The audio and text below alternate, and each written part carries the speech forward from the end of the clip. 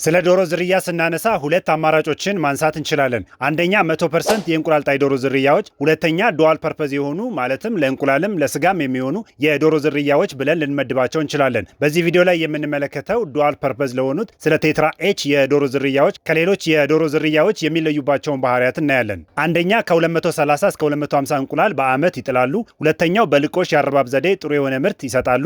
ሶስተኛው በገጠራማ አካባቢዎች ላይ ተስማሚና ውጤታማ ናቸው። አራተኛ ከተፈለፈሉበት ቀን ጀምሮ በ140 ቀናቸው እንቁላል መጣል ይጀምራሉ።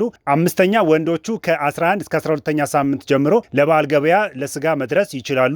ስድስተኛ የመኖ ፍጆታቸው ከ130 እስከ 140 በቀን ያስፈልጋቸዋል። ተመልካቾቼ እናንተ ከምታውቋቸው የዶሮ ዝርያዎች የትኞቹ የተሻሉ ዝርያዎች ናቸው ትላላችሁ? ኮሜንት ላይ ሀሳባችሁን ግለጹልን። ለስጋ ዶሮ የሚሆን መኖ ከፈለጋችሁ ከድርጅታችን ከኢትዮ የእንስሳት መኖ ታገኛላችሁ። ግሮወር በኩንታል 8200 ብር፣ ፊኒሸር በኩንታል 8000 ብር እየሸጥን እንገኛለን። ለበለጠ መረጃ ከታች በተቀመጠው ስልክ ብትደውሉ ታገኙናላችሁ።